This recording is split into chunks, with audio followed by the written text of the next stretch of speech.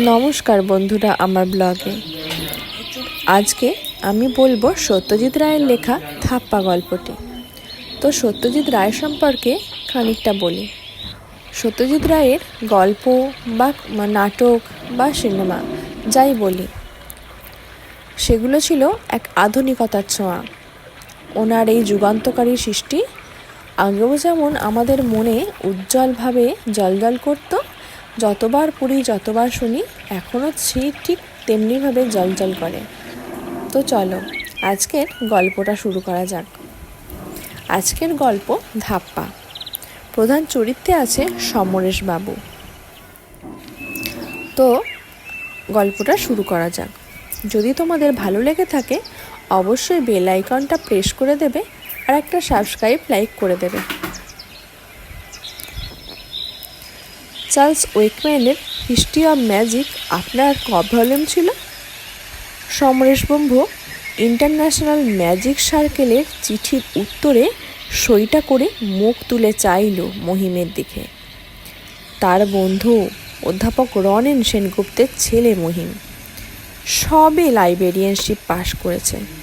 সে নিজেটাই আগ্রহ করে তার সমরেশ কাকার ২৫০০ অগোছালো বইকে বিষয় অনুযায়ী ভাগ করে গুছিয়ে শেলফে রাখছে আর তার একটা তালিকা তৈরি করে দেবার ভার নিয়েছে।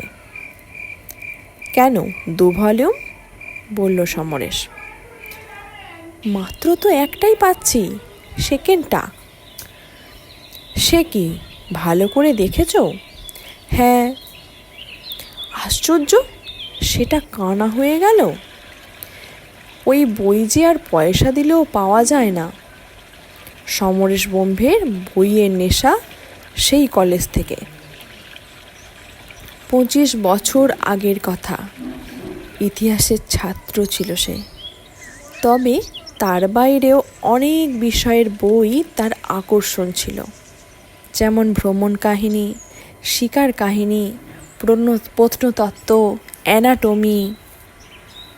আর ম্যাজিক ছিল সমরেশ বসুর হবি। তারপর ক্রমে সেটা নেশায় দাঁড়ায়।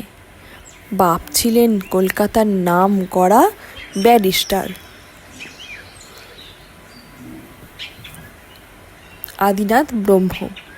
ছেলেও বিলেতে গিয়ে ব্যারিস্টারি পাশ করে আসে, এমন একটা ইচ্ছে বাপের ছিল এবং সেই ইচ্ছে অনুযায়ী সমরেশ গিয়েছিল বিলেত। কিন্তু কেমব্রিজের ট্রিনিটি কলেজে ৩ মাস পড়ার পর জাদুকর মার্কাস সিলভারস্টোনের সঙ্গে আলাপ হয়ে পড়াশুনো শিখেই উঠল। সমরেশ তার বাপকে জানালো সে ব্যারিস্টারি পড়বে না, তার শখ চেপেছে ম্যাজিশিয়ান হওয়ার। অনুরোধরা যাতে আরও জোরদার হয় সেই উদ্দেশ্যে নিজের চিঠির সঙ্গে সিলভারস্টোনের একটা চিঠি সে পুড়ে দিল খামের মধ্যে। সিলভারস্টোন লিখেছেন আদিনাথ ব্রহ্মকে, তোমার ছেলে বন্ধু হিসেবেই তোমাকে লিখছি। Samaresh is wonderfully clever with his hands. ইন্দ্রজালিক হিসাবে তার উজ্জ্বল ভবিষ্যৎ আছে বলে আমি মনে করি। এক্ষেত্রে যে কোনো সাধারণ বাপই হয় মর্মাহত হতেন, না হয় মার মুখো হতেন, কিন্তু আদিনাথ ছিলেন সাধারণের বাইরে। তিনি ছেলেকে লিখলেন, তোর স্বাধীনতায় আমি হস্তক্ষেপ করতে চাই না। তোর মধ্যে যদি কোনো বিশেষ ক্ষমতা থেকে থাকে তাহলে সেটার স্ফুরণ হোক, সেটাই আমার কাম্য। লন্ডনে যদি ম্যাজিক দেখার সুযোগ থাকে তাহলে তার জন্য কি খরচ পড়বে সেটা আমাকে জানাতে দ্বিধা করিস না, আমি টাকা পাঠিয়ে দেব। সমরেশ কিন্তু আর লন্ডনে থাকেনি।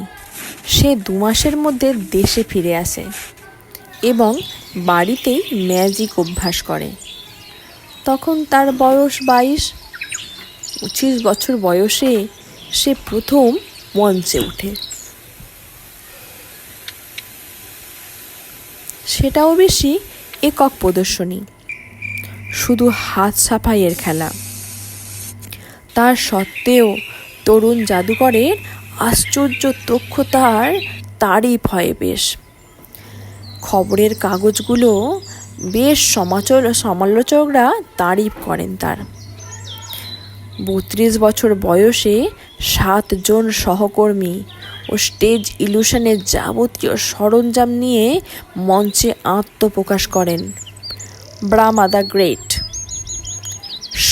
শেষে দর্শকের তুমুল করধ্বনি হলে প্রথম সারিতে বসা আদিনাথ ব্রহ্মের বুকটা বেশ গর্বে 10 হাত হয়ে যেত। 1974-এ আদিনাথের মৃত্যু হয়। বাপের একমাত্র সন্তান হিসেবে সমরেশ তার সম্পত্তির মালিকানা পায়, কিন্তু ততদিনে তার নিজের রোজগারও বেশ কিছু কম নয়। ভারতের বিভিন্ন শহর থেকে ডাক তো আসে, সেই সঙ্গে বিদেশ থেকেও আহ্বান আসা শুরু হয়েছে। আইটেমগুলোর উৎকর্ষ ছাড়াও সমরেশের শোয়ের 2টো বিশেষত্ব ছিল দেশ বিদেশের দর্শককে বিশেষভাবে যেটা মুগ্ধ করত। জাদুকরের বকনিটা তার ম্যাজিকের একটা অঙ্গ বলেই এতদিন লোকে মেনে নিয়েছে।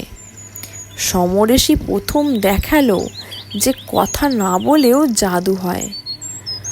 2.5 ঘন্টা শোয়ের মধ্যে একটি বারের জন্য সে মুখ খোলে না।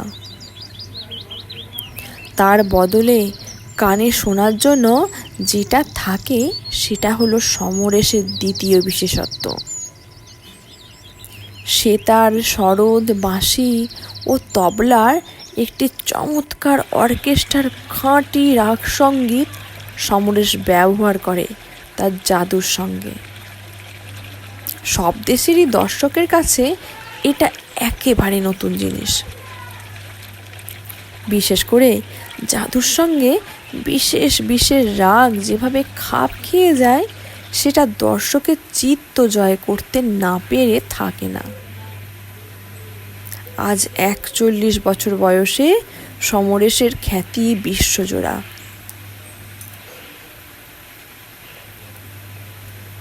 তার ম্যাজিকের উন্নতির সঙ্গে তাল রেখে তার জনপ্রিয়তা বেড়েছে উত্তরোত্তর। কলকাতায় তার ম্যাজিকের ঘোষণার সঙ্গে সঙ্গে 7 দিনের মধ্যে সব টিকিট বিক্রি হয়ে যায়। শোয়ের শেষে আনন্দে বিস্ময়ে বিভোর অবস্থায় ছেলে, বুড়ো, মেয়ে, পুরুষের দল বেরিয়ে আসে হল থেকে। সমরেশও জানে যে একসঙ্গে 1000-2000 লোককে সুকৌশলে ধাপ্পা দেওয়ার আর্ট আজ তার হাতের মুঠোয়। আমেরিকানরা তার তুলনা করে থার্স্টন আর হুডিনির সঙ্গে, ব্রিটিশরা করে ম্যাসকেলাইন ও ডেভিড ডেভান্টের সঙ্গে, ফরাসিরা রোবে উদো আর হংকংয়ের চীনেরা চিংলিং ফুয়ের সঙ্গে। তবে সমরেশের আকাঙ্ক্ষা শেষ এখানেই নয়। তার দৃষ্টি এখনো সামনের দিকে। আরও নতুন নতুন জাদুর উদ্ভব করবে সে। দর্শকদের আরও চমকে দেবে, মুগ্ধ করে দেবে, বিস্মিত করে দেবে। আর তাই তার বই কেনা আর বই পড়াও শেষ হয়নি। ম্যাজিকের বই তো বটেই, সেই সঙ্গে আছে উইচচার্ট, ভুভুইজম ইত্যাদি আদিম ম্যাজিক, হিপনোটিজম, ক্লেয়ারভয়েন্স, ভেন্ট্রিকুইলিজম ইত্যাদি সংক্রান্ত সমস্ত বই তার একবারে কেনা চাই। শুধু এইসব বইয়েতেই তার 3খানা বড় বুক কেস ভরে গেছে। বাইরে থেকে অর্ডার আছে আরও 15 সদ্য প্রকাশিত বইয়ের। অনেকটা সময় বাইরে থাকতে হয় বলে বইগুলো অগোছালোভাবে ছড়িয়েছিল, তাই বন্ধুত্বের প্রস্তাবে সমরেশ আপত্তি করেননি। মহিমের কাজ শেষ হতে লাগবে আরও দিন 4। এককালে বন্ধুবান্ধবের বই ধার দিয়েছে সমরেশ, যদিও খুশি মনে দেয়নি কখনো। কেউ চাইলে কিছু না বলাটা ছিল সমরেশের ধাতের বাইরে। এটা যে চরিত্রের একটা দুর্বলতা সেটা সে নিজেও বুঝত,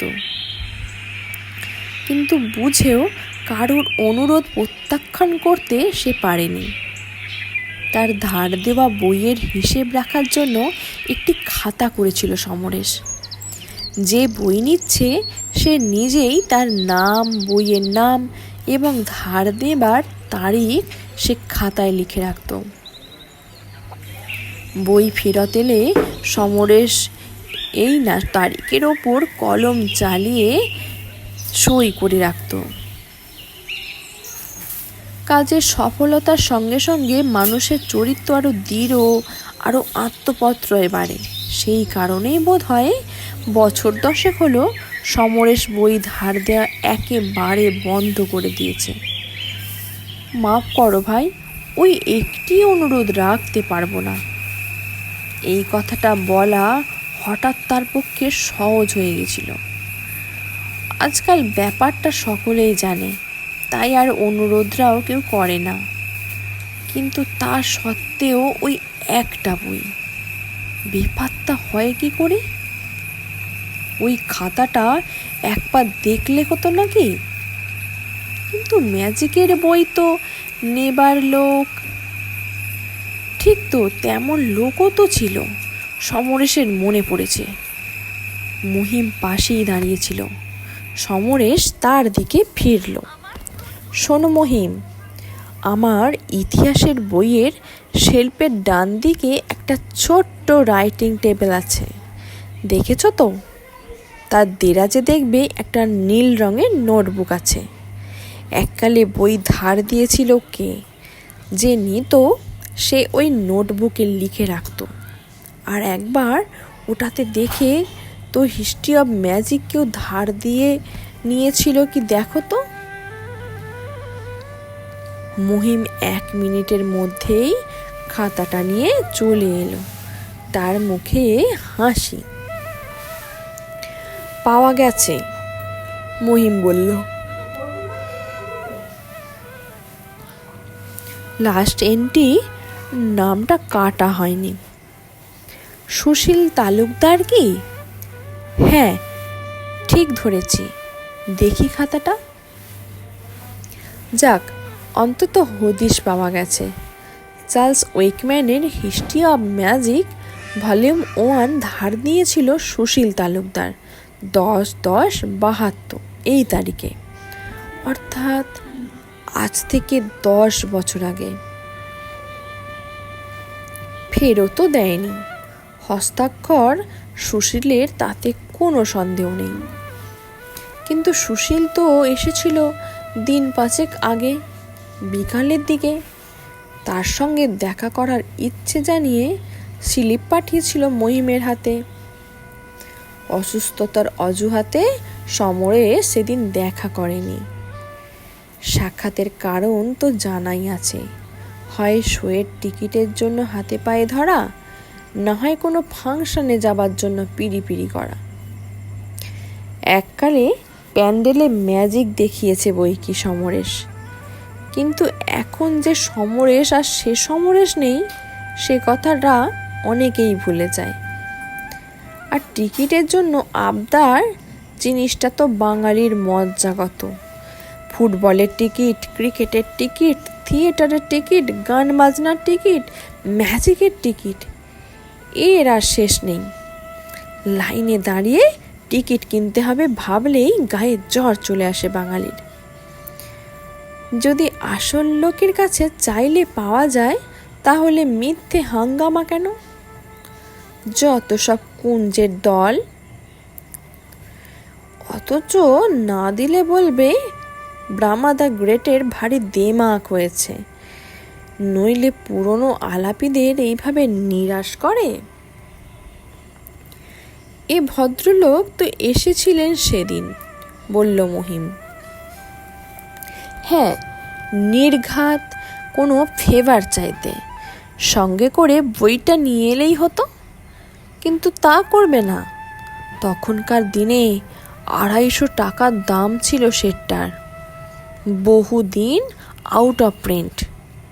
আজকের দিনে নতুন করে ছাপলে দাম হবে 1000 টাকা। সমরেশ কথা থামিয়ে ভুরু কুঞ্চিত করল, তারপর বলল, কিরকম দেখলে লোকটাকে? আমার সঙ্গে কলেজে পড়তো, বহুকাল দেখা হয়নি।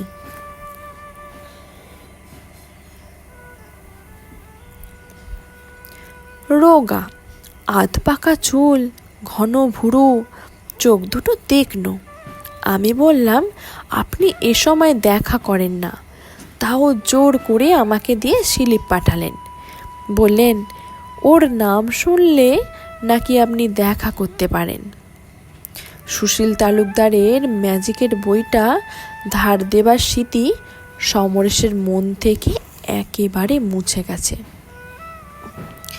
কি মূর্খই ছিল সে নিজে 10 বছর আগে, নইলে এমন একটা বই কেউ ধার দেয়? তখনও পর্যন্ত সুশীলের ম্যাজিক সম্পর্কে বেশ আগ্রহ ছিল, সমরেশের সেটা মনে আছে। হাত সাপাইটা সে ভালোই পারত, তবে ধৈর্য আর অধ্যাবসা কোনোটাই ছিল না। তাছাড়া অবশ্যই সমরেশের মতন ধনী বাপও ছিল না, তাই ম্যাজিকটাকে পেশা হিসাবে নেবার প্রশ্ন সুশীলের ক্ষেত্রে ওঠেনি। সেই লোকের কাছে আজ 10 বছর থেকে পড়ে আছে সমরেশের সংগ্রহের সবচেয়ে মূল্যবান 2টি বইয়ের একটি। ভরসা এই যে জানা গেছে যখন, ফেরত পাবার একটা উপায় হবে নিশ্চয়ই। সেদিন সন্ধেবেলা কলা মন্দিরে শো ছিল। রাত 10টা নাগাদ বাড়ি এসে সমরেশ আবার তার মনে পড়ল বইটার কথা। বছর 12 আগে প্রথম কিনে বই দুটো সুশীলকে দেখিয়েছিল, সেটাও মনে পড়ল। সুশীলের মন্তব্যটাও মনে পড়ল, জাদুবিদ্যার ইতিহাসে একদিন তোমার নামও লেখা হবে সমরেশ। সুশীলের অবস্থা তেমন সচ্ছল নয়, সেটা সমরেশ জানে। সে বিয়ে করেছিল বেশ অল্প বয়সে, 2টি মেয়েও হয়েছিল। একটির অন্নপ্রাশনে সমরেশ নেমন্তন্ন খেয়েছিল। ইতিমধ্যে আরও সন্তান হয়ে থাকতে পারে, এমন মানুষের টাকা টানাটানি আশ্চর্য নয়। সে যদি বইটা বিক্রি করে দিয়ে থাকে, মহামূল্যবান একটা সেট পঙ্গু হয়ে যেতে পারে। মনটা তার কিরকম মোচড় দিয়ে উঠল। পন্থা একটাই, সে নিজে যখন বইটা ফেরত দিতে আসেনি তখন তাকে একটা চিঠি লেখার কথা মনে করল সে। সমরেশ লিখল, প্রিয় সুশীল, সেদিন তুমি এলে, অথচ অসুস্থতার জন্য তোমার সঙ্গে দেখা হলো না। আশা করি কিছু মনে করোনি। আমার একটা বই, ওয়েকম্যানের হিস্ট্রি অব ম্যাজিক, প্রথম খণ্ড, 10/12/72, এই তারিখে তুমি আমার কাছ থেকে পড়তে নিয়েছিলে। এ কথা আমার নোটবুকে তোমার নিজের হস্তাক্ষরে রয়েছে। ওটা আমার সংগ্রহের একটা সেরা বই এবং অধুনা দুষ্প্রাপ্য। পত্রপাঠ যদি সেটা ফেরত দিতে পারো তো আশ্বস্ত হই। সকালের দিকে এলে চা যোগে কিঞ্চিত আড্ডা হতে পারে। শুভেচ্ছা নিও, সমরেশ। চিঠিটা লিখে 2 পড়ে দেখল সমরেশ। ফেরত দেবার ব্যাপারটা বেশ জোর দিয়েই লিখেছে সমরেশ। এটাই দরকার। খামের ওপর ঠিকানা লিখে টিকিট লাগিয়ে সমরেশ ড্রাইভার রঘুনাথের হাতে চিঠিটা দিয়ে দিল, তৎক্ষণাৎ ডাকে ফেলে আসার জন্য। কলকাতার ডাক বিভাগ যে সবসময় খুব তৎপরতার সঙ্গে কাজ করে তা নয়, তবে তাদের গাফিলতির জন্য 4 দিন সময় দিয়েও যখন সুশীল তালুকদার দেখা দিল না, তখন সমরেশ রীতিমতো বিরক্ত বোধ করল। এখন কি করবে আর? নিজে গিয়ে সরাসরি বইটা ডিমান্ড করাটা কি একটু বৃষাদিস মনে হবে? তাহলে যদি ধরে নেওয়া সুশীলের হাতে পৌঁছয়নি, ডাকে খোয়া গেছে, তাহলে এছাড়ার গতি কি? বুকশেল্ফের দিকে চোখ পড়লেই দ্বিতীয় খণ্ডের পাশে প্রথম খণ্ডের অভাবে সমরেশের মনটা হু হু করে ওঠে। বইয়ের নেশা এমনই নেশা, ওটা উদ্ধার না করা অবধি শান্তি নেই তার। 7 দিনের 7-3 মাধব লেনে থাকে সুশীল তালুকদার। রবিবার সকালে গেলেন তাকে দেখতে। রবিবারে তাকে পাবার সম্ভাবনাটা বেশি থাকে, তাই সেটাই করল সমরেশ। 9টার সময় সুশীলের কলিং বেলে তার হাত পড়ল। মাধব লেনে এ সময় লোক চলাচল বেশ যথেষ্ট। সমরেশ কোনো জনপ্রিয় ফিল্ম স্টার হলে আর রক্ষে ছিল না, কিন্তু এমনি দেখে তাকে ব্রাহ্মা দ্য গ্রেট বলে চেনার উপায় নেই। স্টেজে সে গোঁফ ও ফ্রেঞ্চ কাট দাড়ি ব্যবহার করে এবং নিজের আসল চেহারা কাগজে ছাপতে দেওয়া তার নিষেধ আছে। কাকে চাই? দরজা খুলে একটি চাকর বলল, সুশীলবাবু আছেন? আগে হ্যাঁ, কি নাম বলবো? বলো যে সমরেশবাবু দেখা করতে এসেছেন। চাকর তাকে বসতে বলে ভিতরে চলে গেল বাবুকে ডাকতে। দরজার পিছনে বৈঠকখানায় ছড়ানো রয়েছে গোটা কতক সাধারণ সোফা ও চেয়ার। মাঝখানে একটা গোল কাশ্মীরি কাঠের টেবিল, একপাশে একটা ছোট্ট বইয়ের আলমারি, তার মাথায় ওয়ার পরানো একটা রেডিও, দেয়ালে গোটা 3 ছবি এবং 2 রকম একটা ক্যালেন্ডার।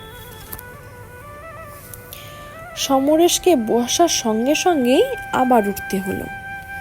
চোখ কপালে তুলে পর্দা ফাঁক করে হাসি মুখে ঘরে ঢুকছে তার কলেজের সহপাঠী সুশীল তালুকদার। কি সর্বনাশ, কি সৌভাগ্য আমার! কোন দিকে সূর্য উঠল ভাই? আমার চিঠিটা পাওনি বোধ হয়? পেয়েছি বই কি? তাহলে? সমরেশ হতভম্ব। সুশীল বসেছে তার মুখোমুখি সোফায়। ব্যাপার কি জানো? বইয়ের প্রতি তোমার যে কি দুর্বার আকর্ষণ সে তো আমি জানি, আর সেদিন তো গিয়ে দেখলুম আরও কত বই বাড়িয়েছ তুমি। তাই ভাবলুম যদি জবাব না দিই তাহলে তোমার সশরীরে এসে পড়াটা খুব আশ্চর্য নয়। তা অনুমান ঠিকই করেছি, কি বলো? সশরীরে এসে পড়ে সমরেশের যে খুব ভালো লাগছিল তা না, দরজার দুজনের জগৎটা যে একেবারে আলাদা হয়ে গেছে সেটা সে বেশ বুঝতে পারছিল। পৃথিবীর 40টা বড় শহরের কত লক্ষ লোককে সে তার জাদু বলে বশ করেছে, আরও কত লক্ষ লোককে করবে। আর সুশীল কত সংকীর্ণ তার জগৎ, ভাবলে অনুকম্পাই হয়। বইটা পেলেই সমরেশ উঠবে, এর সঙ্গে বসে গাল গল্প করার সময় তার নেই। তুমি চালটা ঠিকই চেলেছ, বলল সমরেশ।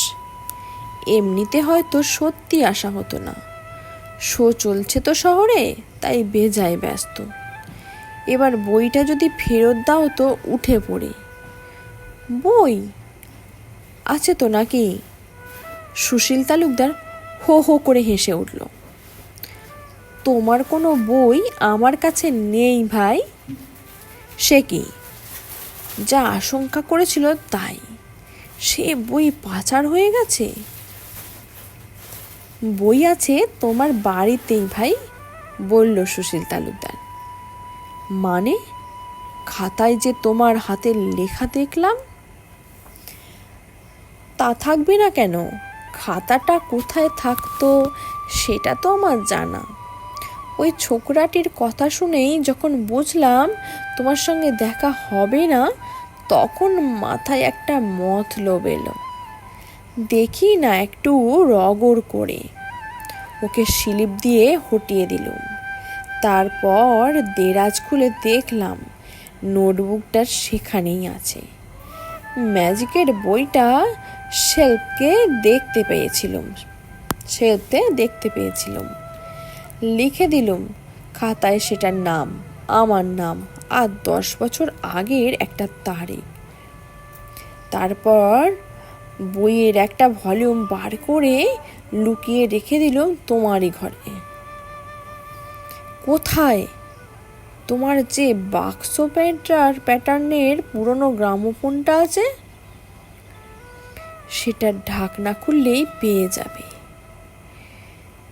কিন্তু কিশ্চিত আশ্বস্তভাবের সঙ্গে হতভম্ব হয়ে সমরেশের মনটাকে দুভাগে চিরে ফেলেছে। এরকম পাগলামির কারণটা কি? কারণটা আর কিছুই নয় ভাই, বলল তালুকদার। সেদিন আমার মেয়ে অটোগ্রাফের খাতা দিয়েছিল, বলেছিল তোমার অটোগ্রাফ নিতে। ব্রাহ্মা দ্য গ্রেট আমার কলেজের সহপাঠী ছিল, সেটা তাদের বলেছিলাম। তার উপরে তোমার ম্যাজিক দেখে তারা তো বেশ অভিভূত। আবদার করে বলল তোমার সই নিয়ে আসতে হবে। তুমি তো দেখা করলে না। তারা শুনে প্রচণ্ড খাপ্পা। তোমার ওপর থেকে ভক্তি চলে যায় আর কি। এটা হবে আমি জানি, যদিও হওয়াটা মোটেই বাঞ্ছনীয় নয়। বললুম বেচারা অসুখের জন্য আসতে পারেনি, এবার দেখিস একেবারে আমাদের বাড়িতে এসে হাজির হবে। আর হলোও তাই। ওরে রুনু, ঝুনু, তোরা আয় রে, দেখে যা তোদের বাপের কথা ঠিক হলো কি না। পরক্ষণেই পর্দা ফাঁক করে 12 থেকে 16 বছরের বয়সের দুটি ছিপছিপে রোগা মেয়ে মুখে সলজ্জ হাসি আর চোখে উজ্জ্বল দৃষ্টি নিয়ে ঘরে ঢুকে সমরেশকে প্রণাম করল আর খাতা কলম ধরিয়ে দিল।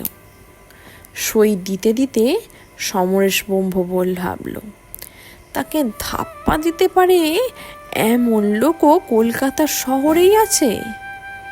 এটা তার জানা ছিল না। নমস্কার, আমি রিয়া। আমার গল্প যদি ভালো লেগে থাকে একটা সাবস্ক্রাইব আর লাইক করে দিও বন্ধুরা। Thank you.